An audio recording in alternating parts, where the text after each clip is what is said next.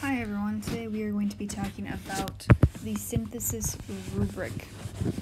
So the synthesis, rhetorical analysis, and argument rubrics are all very similar. They use a similar structure and language. They are also looking at similar categories. Today I'm going to be showing you specifically the synthesis essay rubric though. So here's a quick overview. Notice that there are 3 different rows for your rubric that we are looking at. The total points possible is 6. Okay. For the thesis, it is worth 1 point. The evidence and commentary is worth the most points at anywhere from 0 to 4. And then the third and often elusive category to get a score for is sophistication and voice. So I'm going to go through and break down each specific point and just give you a couple seconds after each section. Oops, didn't mute my phone before I started recording. So I will go through each one and give you I lost the words. A chance to kind of reflect and summarize what each point is about. So, starting off, the thesis. Okay, it is an all or nothing response. If you do not have a defensible thesis, it only restates the prompt. It provides summary but doesn't have a claim. There is a thesis, but it's completely off topic of the prompt. Those are examples of what would not earn the point. A thesis that earns the point, it's defensible. It might establish a line of reasoning. So, quick overview here. Again, no, you're only restating. You don't present a position. There is only a summary, but not a stance, and it might be a fact rather than a claim. You can't debate it. A thesis that does get the point, again, responding, not just restating the prompt, and it's clearly taking a position. Some additional notes about the thesis. Your thesis can be more than one sentence, provided that those sentences are in close proximity to each other. The thesis can be anywhere within your essay. It doesn't have to necessarily be at the beginning of your essay. For your thesis to be defensible, your sources have to have at least minimal evidence that can be used to support the thesis. However, you do not need to cite that evidence to earn your thesis. More on that when we get farther into the actual writing part of it. Your thesis may establish a line of reasoning structure in your essay, so similar to rhetorical analysis where you are identifying specific choices. You could, in your thesis, lay out your specific reasons or your specific points that you would be discussing in your essay, but you do not have to do this for the synthesis essay to earn the thesis point. And the last thing to keep in mind is that if your thesis responds to the prompt and takes a position, you can get the thesis point regardless of whether your entire essay lines up with that thesis or not.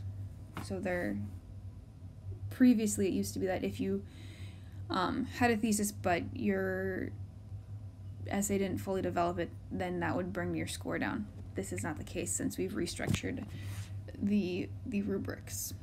Okay, so take a pause, go through what earns the thesis point, what doesn't earn the thesis point. I'm going to give you about 10 seconds.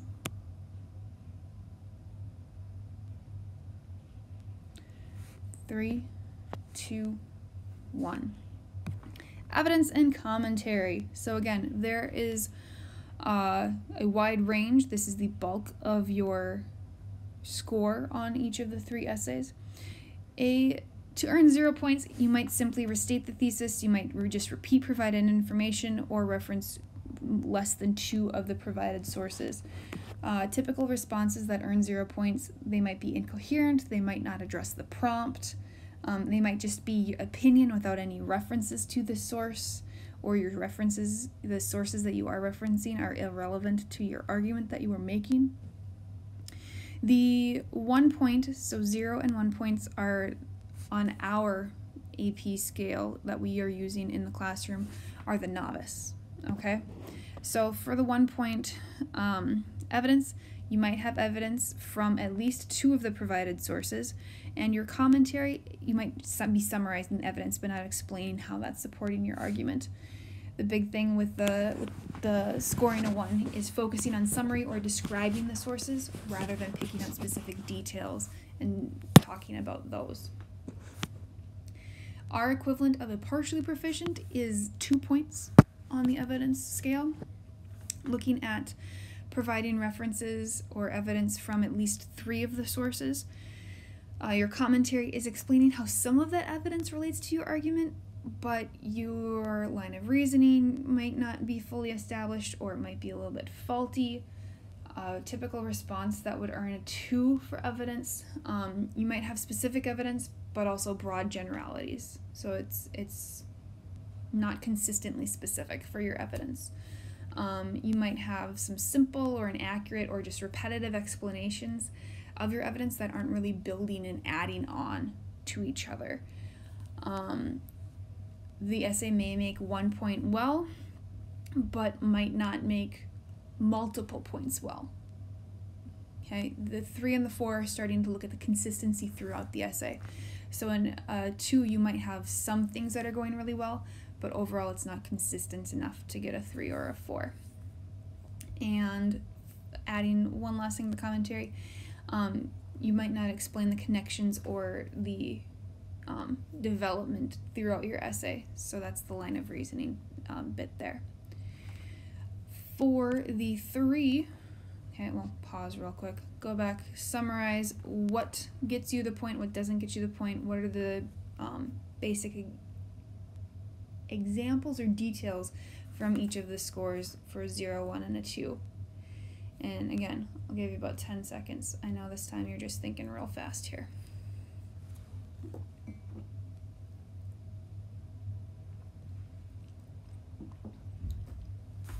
And 3, 2, 1.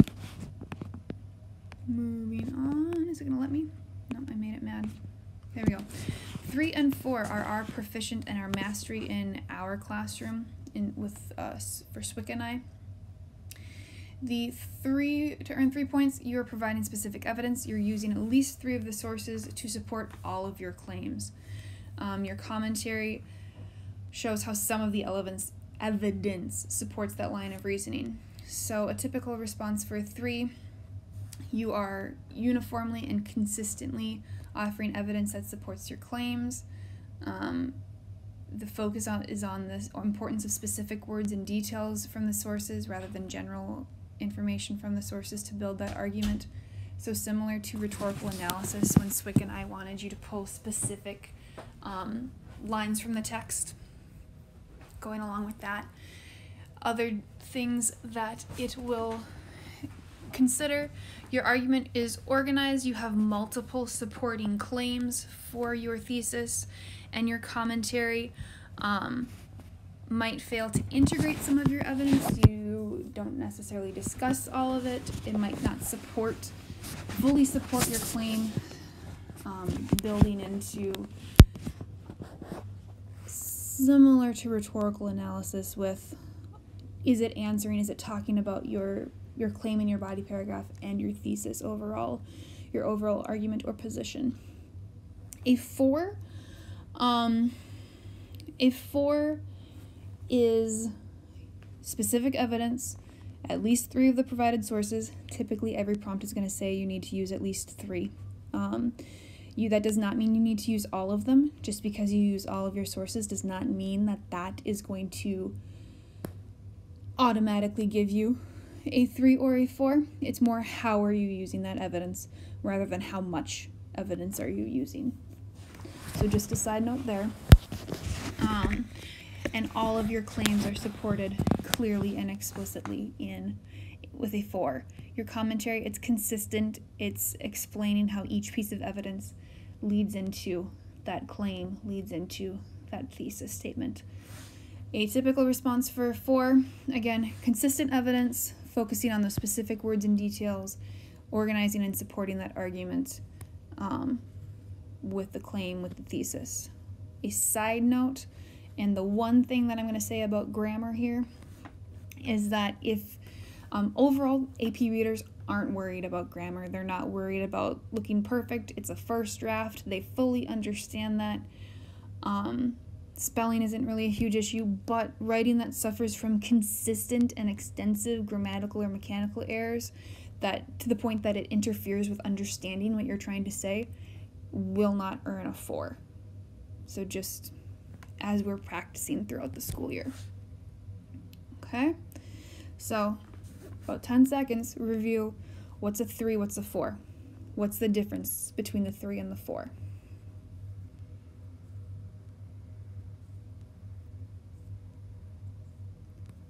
Three, 2, 1. Almost done. The last row, and again, can be very elusive. You can still a 5 out of 6, even if you don't get the sophistication point, is still a passing essay score. Typically, the sophistication of voice, it has to be very consistent in all of the categories that I'm about to share with you. So 0 it doesn't meet the criteria for the prompt, for the 1 point, which I'm going to go through in just a second. The getting a score, you're demonstrating sophistication of thought or understanding of the situation of the prompt. So does it earn the point? If you are attempting to contextualize the argument, the argument, but it's mostly sweeping generalizations, that's still good writing, but it's not going to earn you a sophistication point. If you only hint at or suggest other arguments, or if you don't hint at or suggest other arguments, that will not earn the point.